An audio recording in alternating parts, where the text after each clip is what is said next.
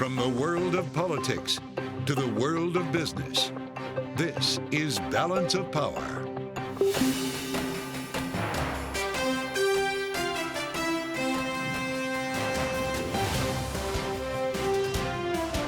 Live from Washington, D.C. From Bloomberg's Washington, D.C. studios to our TV audiences worldwide, welcome to Balance of Power. Alongside Anne-Marie Hordern in New York, I'm Joe Matthew. Not guilty is the plea to 34 felony counts of falsifying business records. The historic moment captured today, former President Donald Trump behind the defendant's table at a courthouse in Lower Manhattan. The charges brought by the Manhattan DA, Alvin Bragg. Under New York state law, it is a felony to falsify business records with intent to defraud and an intent to conceal another crime. That is exactly what this case is about. 34 false statements made to cover up other crimes. And outside the courthouse, supporters and protesters jostled each other ahead of the hearing, with members of Congress like Marjorie Taylor Greene and George Santos there to support the former president. We have the legal analysis, political reaction, and a lot more ahead on this historic day. Anne-Marie, you were there for it at Trump Tower as the former president, arrived today. He's on his way back to Mar-a-Lago now for a speech tonight, but we finally have the information that we've been hungry for the better part of a week here. What's inside that indictment? 34 counts of falsifying business records. Yeah, that's exactly right. And this is a bit broader than I think a lot of people were expecting, these 34 felony counts. But the president, we know, pled not guilty. And, you know, Joe, this is an individual who loves to talk to his supporters, loved to get in front of the cameras. I was speaking to someone in the Trump world while he was in the courthouse that said the former president wanted to be able to make an address, but he didn't. It was a wave, it was a thumbs up, and that's it. But he'll be speaking tonight in Mar-a-Lago. Yeah, not a lot of showbiz today. You were there for it, Anne-Marie, to see. They whisked him in very quickly. And, of course, we only saw him for about 2 seconds when he entered the courthouse, and he chose not to answer reporters' questions as they were hollering down the hall. He never did come outside to address the protesters. I guess the most drama we really saw today was Marjorie Taylor Greene and a bunch of people with whistles, Anne-Marie. Yeah, that's exactly right. The former president, not only was this no drama for him, he didn't even go through the front door. You know, he was surrounded by a ton of Secret Service. He went through a back entrance and a side entrance on the way out. And then that was it. You're right. He was whisked away and into a motorcade. These are some of the pictures, Joe, you could see now. Trump lies all the time. The protesters there, it was really a mix of those that supported the former president and those that are supporting the charges against the former president.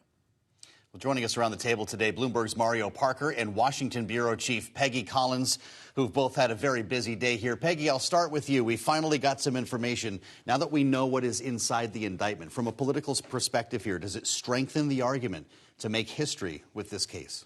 Well, I think that still remains to be seen, Joe. I think a lot of people are still digesting what happened today in terms of the counts. We did expect a large number of them. It did come in at 34, as Anne-Marie was saying, but I think we will and already have seen some Democrats saying, look, this is not a politically motivated case, and they're saying this should be held against the president in terms of whether or not people should vote for him again as president. And then you'll see people on the Republican side who will say this was politically motivated, Bragg was stretching, and therefore this is another reason why we should have him. So I think it still remains to be seen.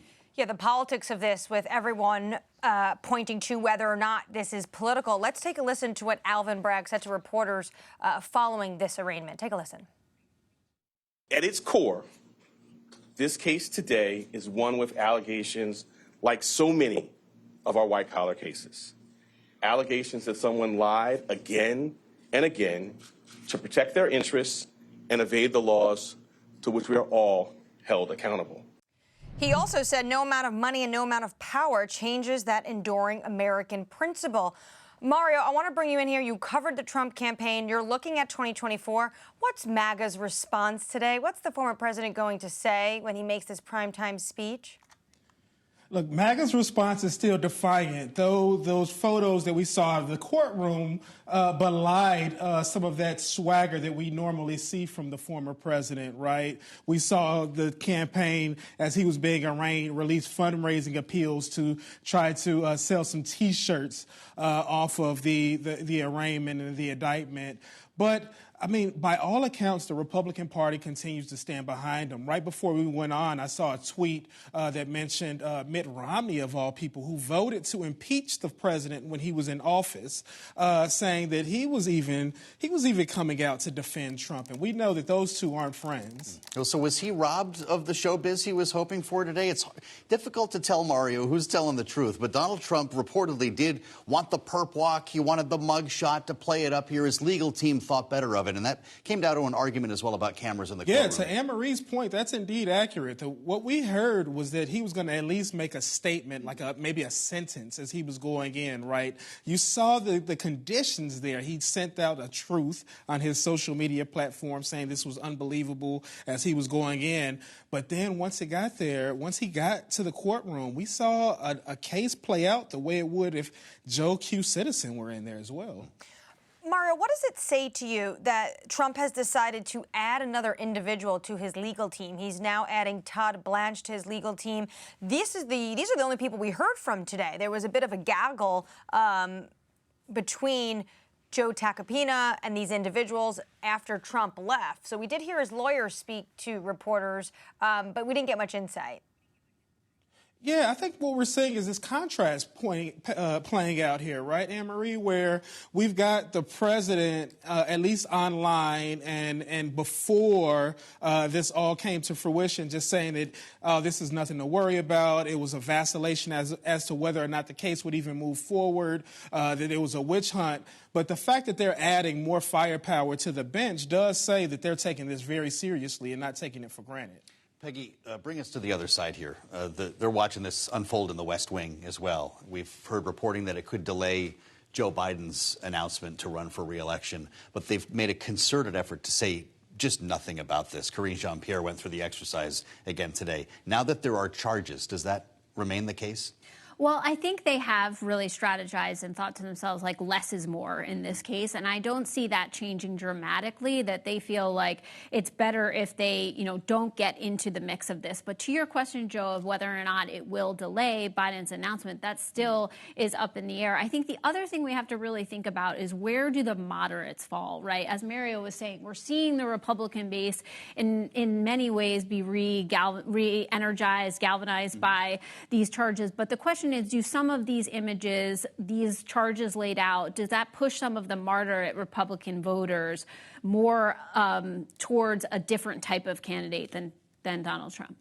Yeah, Peggy, you bring up the moderate voters, and I'm seeing this statement, as Mario brought up, from Mitt Romney. At what point do some Republicans actually, like Governor Hutchinson, come out and say this actually is a huge distraction ahead of some core messages we want to actually campaign on going into 2024? Most notably, some of those messages they won on, like education, on crime. Well, I think it certainly is one of those questions, Anne-Marie. We are talking a lot about the past, and whereas the American people may want to hear about the future and what the policies are going to be and where the person that next runs this country for the next 4 years is going to take us. But this is taking a lot of the oxygen out of the room. And again, it's going to be a question of how voters start to think about how much do they care about what these charges are and how Trump responds to them, or what eventually happens in the justice system, as to whether or not they think that makes a case for or against him in terms of another run for president. How about the rest of the Republican field, even the presumptive field, Mario? Nikki Haley was at the border today trying to get some media attention. Normally that would have been a lead story. What happens to the Mike Pompeos, the Mike Pences when this is all underway? This is what's striking, Joe. I mean, this is a remarkable moment. At this point in the presidential primary cycle, we're usually talking about who's raising the most money, who's jumping into the fray. Yep, right. And right now we're talking about an unprecedented former president, this historical moment where former president was indicted, right? And he's soaking up all of the oxygen. And this is really what we're saying, the Trumpification of the Republican Party, right? As Peggy said, while this may be a benefit, at least based off of polls today, for his primary candidacy, this has to do nothing to have those independent voters who were repulsed by the former president before to stomach him in 2024. Well, speaking of who's raising the most money, Mario, I think it's obvious from the Trump campaign.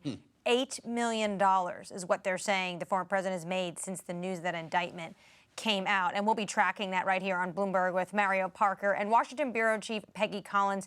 Thank you so much for your time today. Coming up in the program, we'll take a closer look at the charges facing the former president with Cardozo law professor Jessica Roth. That's coming up next on Balance of Power. This is Bloomberg.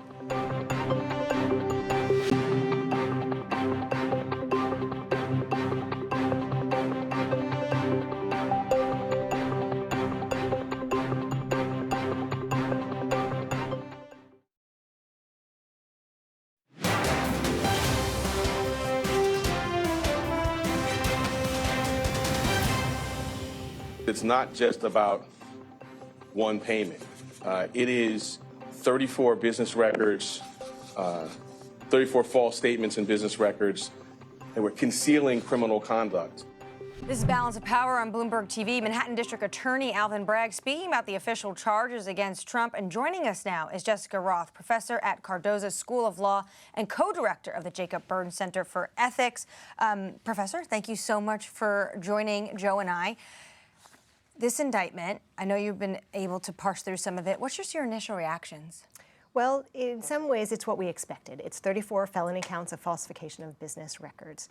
What it doesn't include, that I was looking for, is an indication explicitly in the indictment of what other crime the falsification was intended to conceal or further. That's what we were all really waiting to see. That's not in the indictment. In the statement of facts that accompanies it, the district attorney indicates that the falsification was intended to further and conceal campaign finance violations, in reference to state and federal law, or the specific statutes that were violated or intended to be violated, or in some way the crime under those statutes was intended to be concealed through the falsification. That's not specified. There's also a nod to potential tax fraud, but again, that's not in the indictment. And so what that suggests to me is perhaps the district attorney is trying to leave some room for having alternative theories of what crime the falsification was intended to conceal or further. Jessica, thank you for being one of the few Americans to read the indictment for starters here. But let's pick through a little bit about what you just said, because some folks are still scratching their heads even after that news conference with Alvin Bragg, remembering that going into this day, there were a lot of questions from primarily Republicans about how this somehow ended up as a federal case. You talk about New York state election law, that's state level, false statements to tax authorities, and federal election law cap on contribution limits. Those are both federal. What gives this DA in Manhattan jurisdiction over those? Well, so it's charged, the crimes charged here are violations of New York's penal law. That's the falsification of business records law. But to elevate what would otherwise be a misdemeanor to a felony, the falsification has to be in furtherance of concealing or furthering another crime. And so the question is, what is that other crime? And if the allegation is that it is a crime that's a violation of federal campaign finance law, excessive contributions from an individual, for example, Michael Cohen, that were, and also a failure to disclose contributions as required by law, that does create some interesting legal questions about whether or not such a federal campaign finance violation could essentially be the predicate for a state violation of the state penal law. And so that may be some of the reason why that hasn't been fully spelled out in this indictment. It's possible that it could also be a violation of state campaign finance laws. And so the question would be, would either of those theories hold up? I'm glad you mentioned Michael Cohen, because I think everyone was expecting him to be the star witness. But what I have read so far from the indictment, it sounds like David Pecker was actually someone that maybe, do you think that pushed Bragg over the line to want to take up this case? So that is one thing that struck me in reading this indictment, was how important David Pecker will be in this case, because although he's not named, there are several references to the AMI CEO, who we all know is David Pecker. We all know David Pecker went and testified before the grand jury twice, as was reported. And so Michael Cohen, I think, will continue to be a key witness. There are many references in the indictment to the attorney, who I think it's Attorney A, who we know is Michael Cohen, but there are these references to the CEO of AMI. And so I think that was the surprise. Not the references to Michael Cohen, but the references in the indictment to David Pecker. Well, when we consider the role that David Pecker and the National Enquirer played here, how important is the pattern in making this case? Alvin Bragg was deliberate about that. This is not just the Stormy Daniels case. This was a catch-and-kill scam or scheme that involved many different elements.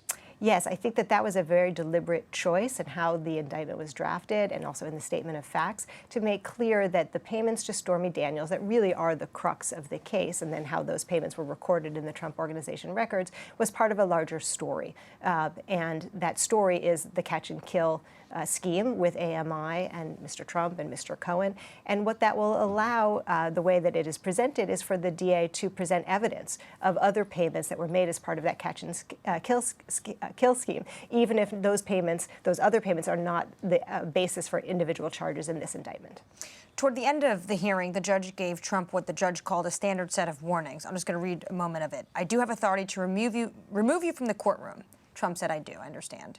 And then the judge also asked Trump if he understood that he could impose a sentence without Trump being present. He said yes. Is there any chance potentially we could see a gag order against the former president? Because there has been concerns about how he has been talking about this case and socializing it on his platform.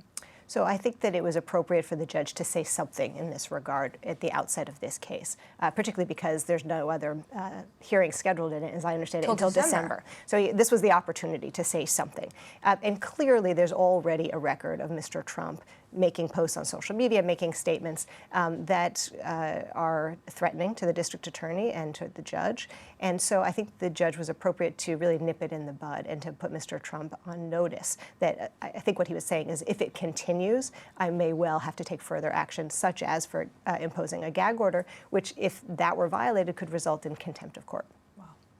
That would be quite a moment. Jessica, give us a sense of timeline here. What are we in for in the months ahead? And what's the next step for the Trump team? I think that the Trump team is going to have to assess which motions they want to file to dismiss the charges. The next court conference is not until December, but that doesn't mean that there won't be anything happening between now and December. They will be putting together their motions to dismiss the charges on various legal grounds, in an ordinary case, there would also be perhaps some discussions about a resolution, such as a plea. I don't anticipate that happening here, so I think what we're going to be looking to see next will be motions to dismiss. What do you make of his lawyers coming out and speaking to the press right there on the street outside the courthouse? Yeah, so that's actually not all that unusual, especially in a high-profile case. But I think that given the nature of this case, given that he is a candidate for the presidency, right, I think his attorneys understandably feel the need to be speaking to the public, both on behalf of their client as a criminal defendant and also as a political candidate. So they're going to be walking a fine line because they are subject to ethics rules that require them to be careful about what they say outside of court so as not to unfairly prejudice the proceeding and taint the jury pool. But I appreciate that they feel the need to also speak on behalf of their client to the public. Do you suspect this case will be done before the 2024 election then? It sounds like you do. Well, I believe the judge set a trial date sometime in early 2024. And so if, in fact, the judge keeps to that schedule and it proceeds, it could well be over by November. That's true. Wow. Many thanks, Jessica. Professor of Law at Cardozo, Jessica Roth, with us on Balance of Power. Pretty remarkable to consider what we have in store for us on this campaign ahead. Coming up, Donald Trump is not the only thing in the news today. J.P. Morgan chief Jamie Dimon moves the needle with his letter. Regulators should not overreact in light of the collapse of SVB, he says in his annual letter to shareholders. We'll have that coming up on Balance of Power. This is Bloomberg TV.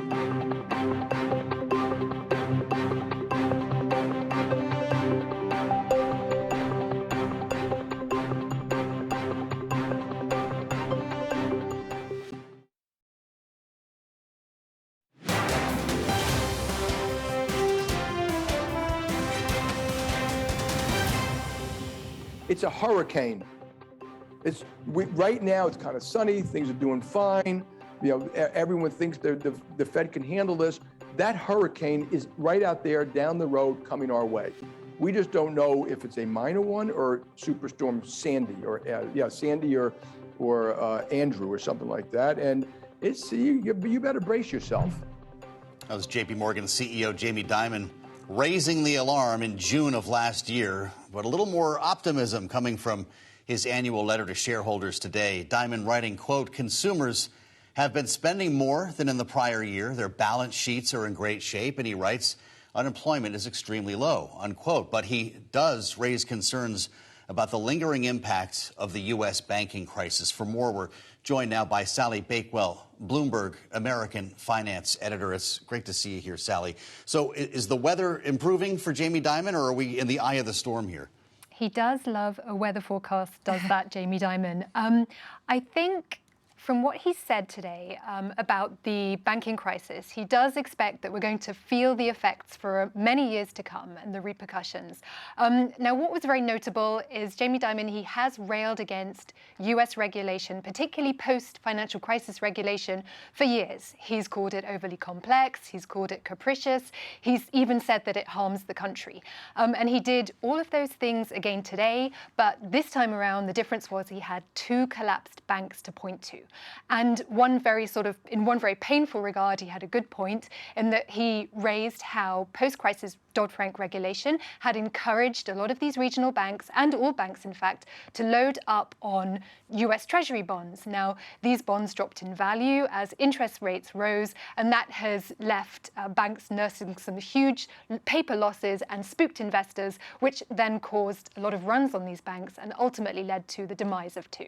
So he's recapping all of that, but he's also telling Washington, he's pointing the finger, saying, please, no whack-a-mole, no knee-jerk reactions. Exactly. He doesn't want a kind of overreaction, probably informed by the 2008 financial crisis, which ended up with rules that he has often said were unnecessary, even though they arguably protected the bank and all the banks in a number of occasions. But he sort of argued for a sort of no knee-jerk reaction by regulators. And Biden is looking very closely at this, scrutinizing whether banks with assets of 100 billion to 200 billion should be subject to tougher regulations. So we are likely to see heightened regulation on these banks down the road. But Jamie Dimon was saying that they should be a real mix. Rules should be a mix and take into account banks' accounting practices, their deposits, and more things to avoid this kind of whack-a-mole blunt tool approach. Interesting coming from him, especially as he was the one that also sat down with the Treasury Secretary about all of this. Our thanks to Bloomberg's Sally Bakewell there on Jamie Dimon's letter. Coming at the program, we'll dive into the historical significance of what went on today, Trump's arrest. That's next. This is Balance of Power on Bloomberg Television.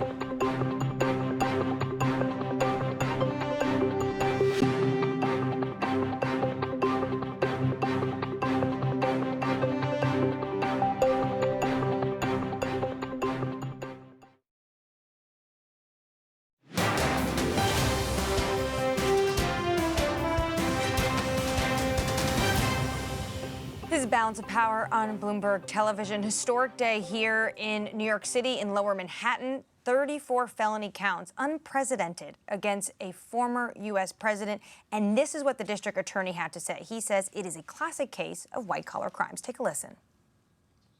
We have a history in the Manhattan DA's office of vigorously enforcing white-collar crime. My office, including the talented prosecutors you saw at arraignment earlier today, has charged hundreds of felony falsifying business records.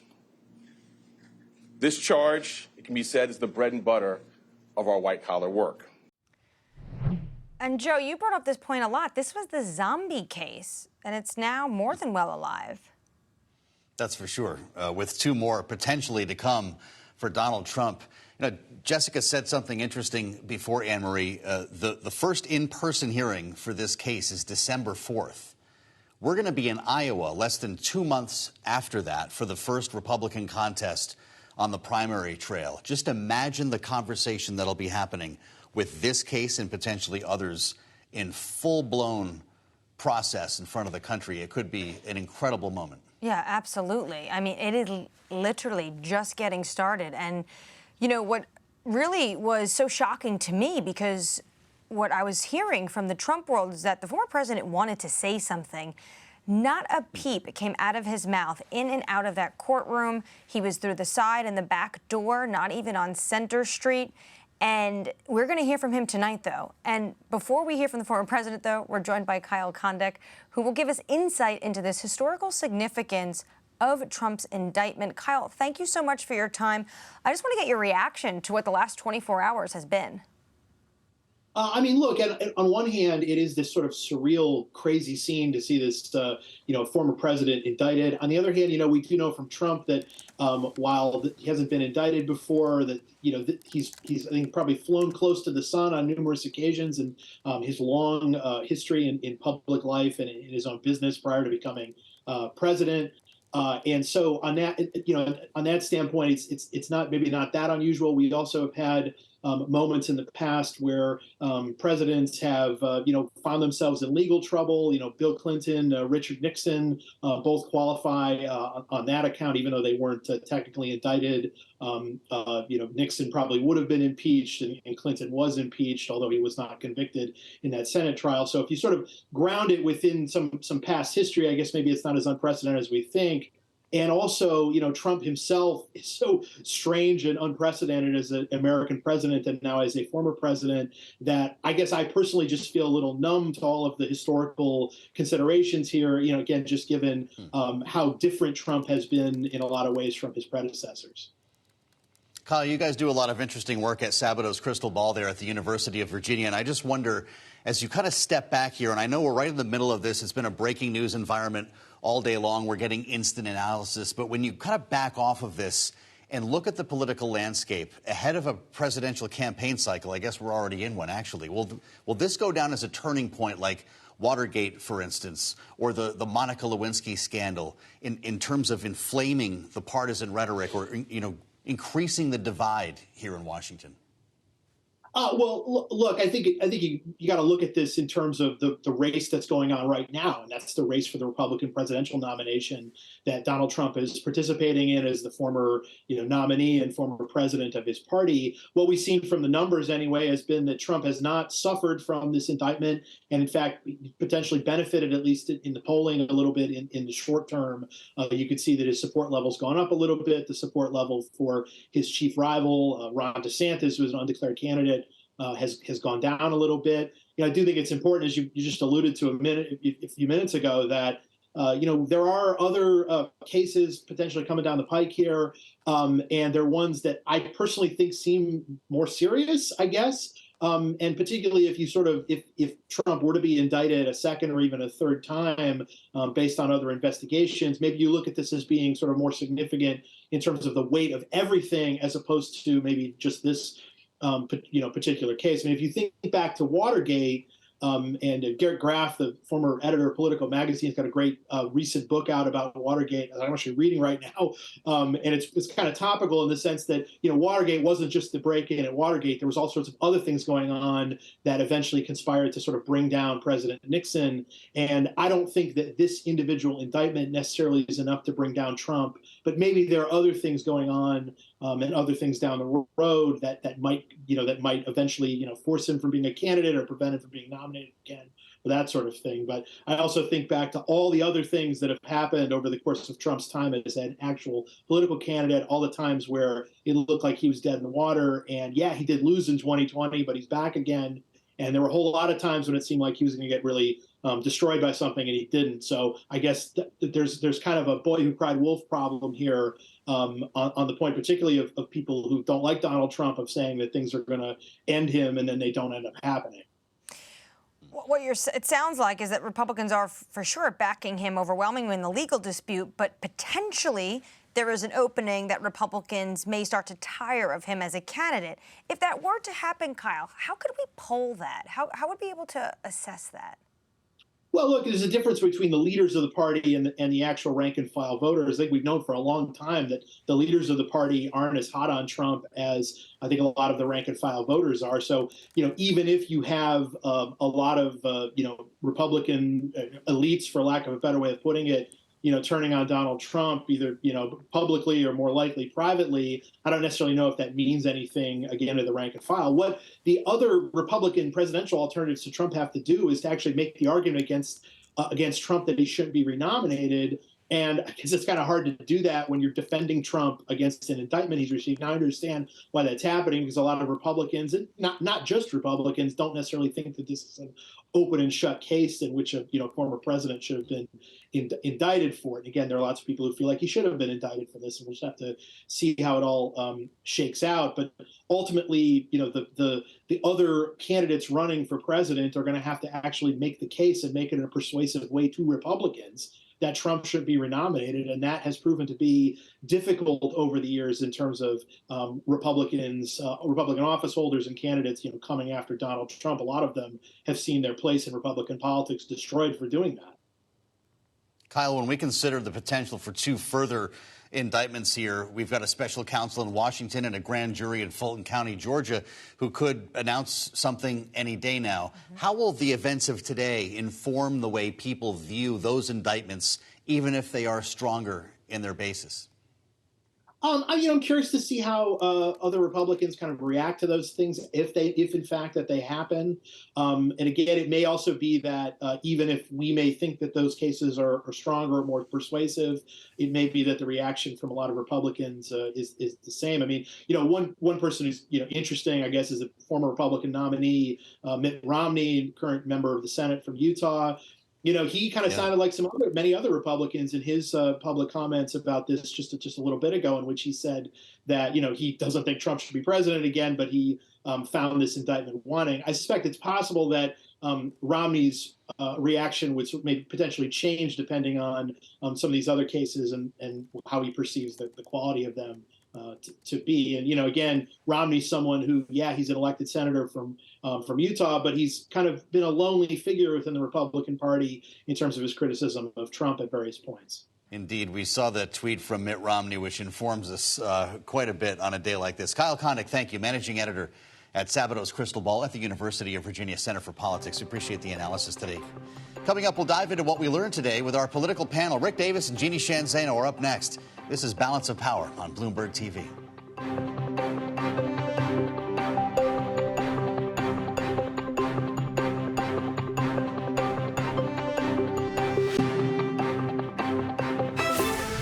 Now, keeping you up to date with news from around the world, here's the first word. I'm John Hyland. Vacancies at U.S. employers dropped to 9.9 million in February, the lowest since May of 2021. This suggests a cooling in labor demand in some industries, but is still indicative of a job market that's too tight for the Federal Reserve. Further progress is needed to help alleviate wage pressures. Enduring strength in the job market remains a key hurdle for the Fed as it seeks to bring inflation down to its 2% goal. First Lady Jill Biden's office walked back her suggestion that the defeated University of Iowa women's basketball team join national champion Louisiana State University at the White House amid widespread backlash. Dr. Biden, quote, loved watching the title game, and her comments were, quote, intended to applaud the historic game and all women athletes. According to the First Lady spokeswoman, they added she looks forward to celebrating the LSU Tigers on their championship win at the White House. Australia has banned TikTok from government-issued devices. The country joins a growing list of nations concerned about security threats posed by the Chinese-owned social media platform. Australian Attorney General Mark Dreyfus said he was acting on advice from intelligence and security agencies. The ban will take effect as soon as possible. And WWE shares surged as much as 9% today, nearing an all-time high. This comes as Wall Street analysts defended its deal with Endeavor's mixed martial arts league UFC. The jump was a rebound from a day earlier when the entertainment company stock ended Monday about 2% lower following the $9.3 billion deal announced with the wrestling giant. Global news powered by more than 2,700 journalists and analysts in more than 120 countries. I'm John Hyland, and this is Bloomberg.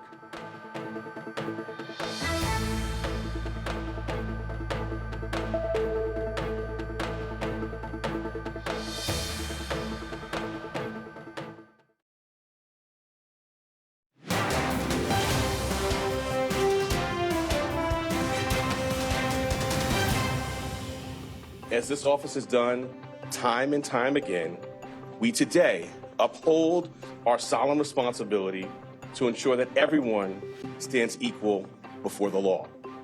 No amount of money and no amount of power changes that enduring American principle.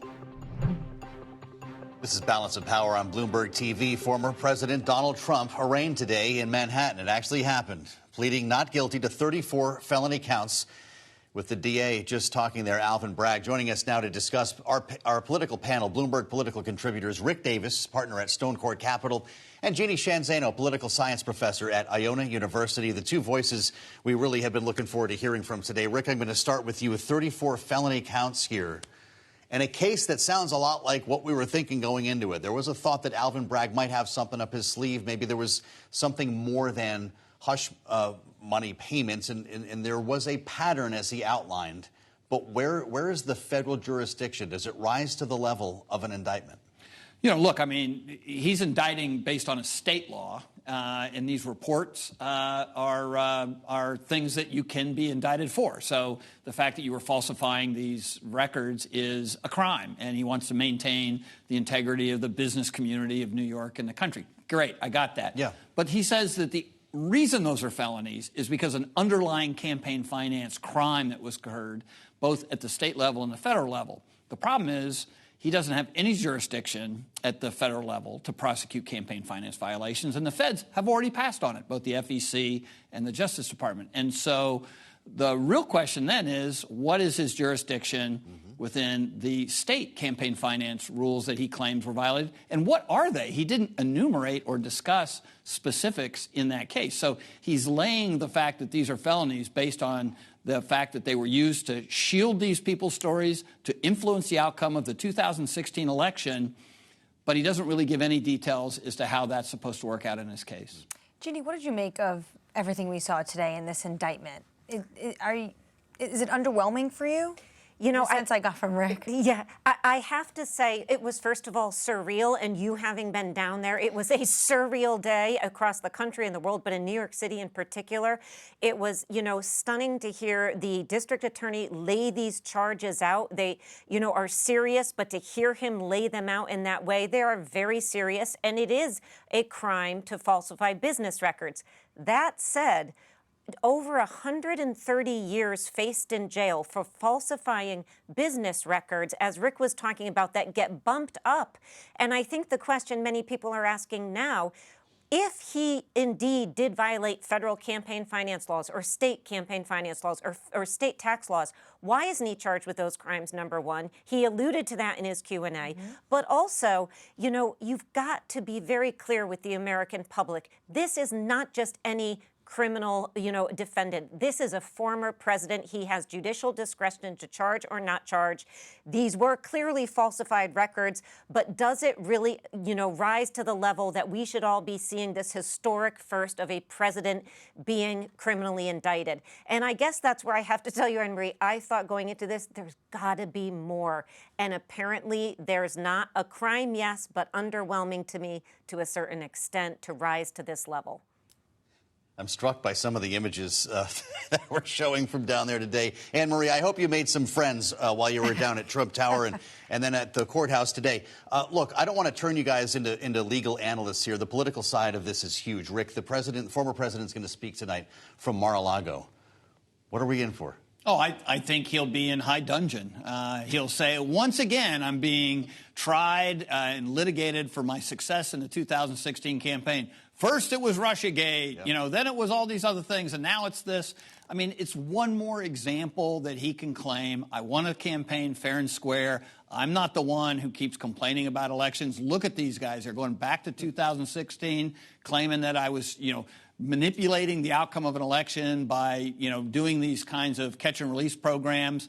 I mean, it's 2016. We've already had another presidential campaign come and go, and now we got to relive 2016 again. I think he's going to have full dungeon on tonight. I don't think they're scared of this judge. Yeah. I think actually it helps him to potentially get a gag order. I mean, he's now going to use this as a centerpiece of a re-election campaign. Although the judge did say to him, Rick, I do have authority to remove you from the courtroom, and asked Trump if he understood, and he said, I do. So I guess more on that. And coming up on this program, more from our political panel. They're sticking with us. What does this all mean going into 2024? That's next. This is Balance of Power on Bloomberg TV.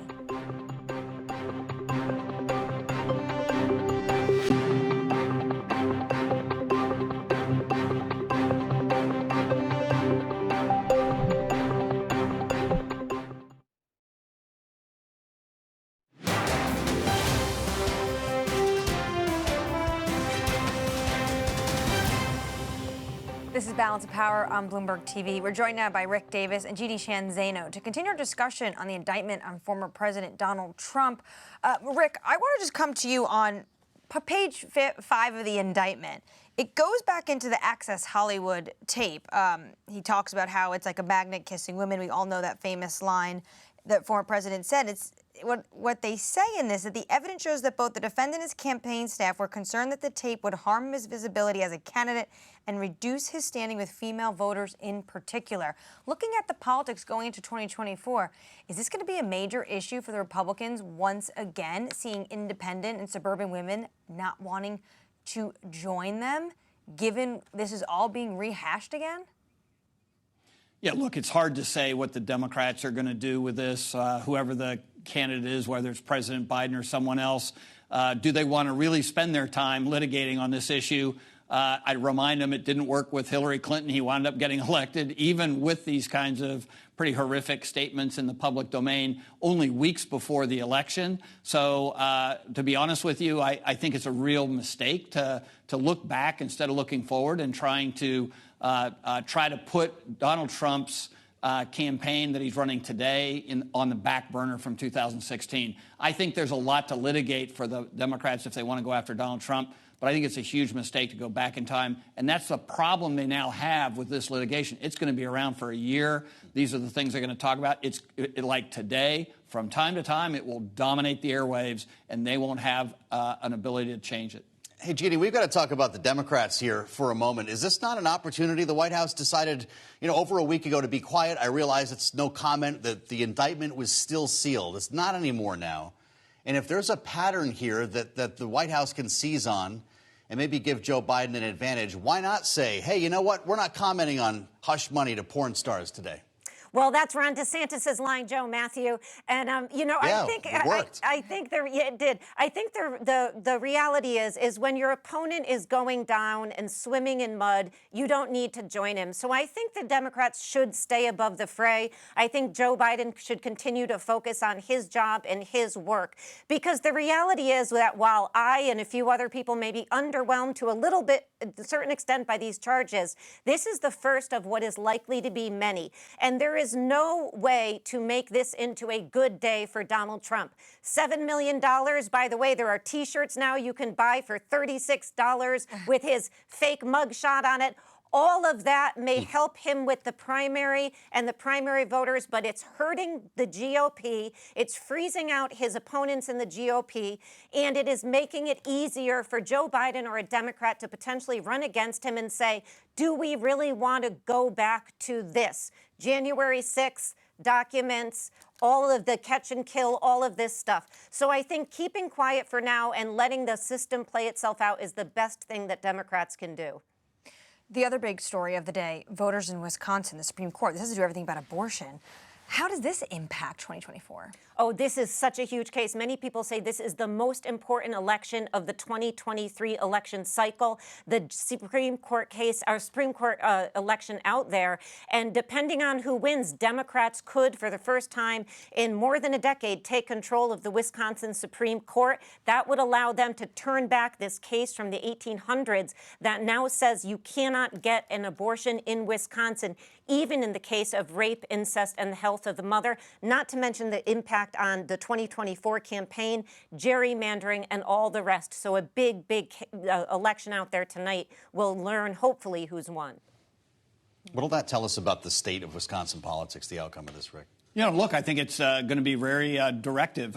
If Janet Porter-Rowitz, or whatever the name is, the liberal justice wins, as Jeannie said, they will redistrict. They will gerrymander the legislative districts. These are all important election districts, and it will give the state, sort of the progressives, a leg up politically in the state. So it sets a softer base for Democrats to go in there and try and win an election. Rick and Jeannie, thank you so much, our political contributors, for joining us today. And, of course, all of these stories, Joe, in the Balance of Power newsletter, because guess what? It's not over. The former president will be giving a primetime speech this evening. Yeah, you better get back here to Washington as soon as you can, Anne-Marie. We'll see you back here tomorrow. Thanks for joining us on Balance of Power. Coming up tomorrow, a lot more coverage of the fallout from former President Trump's indictment. For Anne-Marie Hordern in New York, I'm Joe Matthew. This is Balance of Power on Bloomberg TV.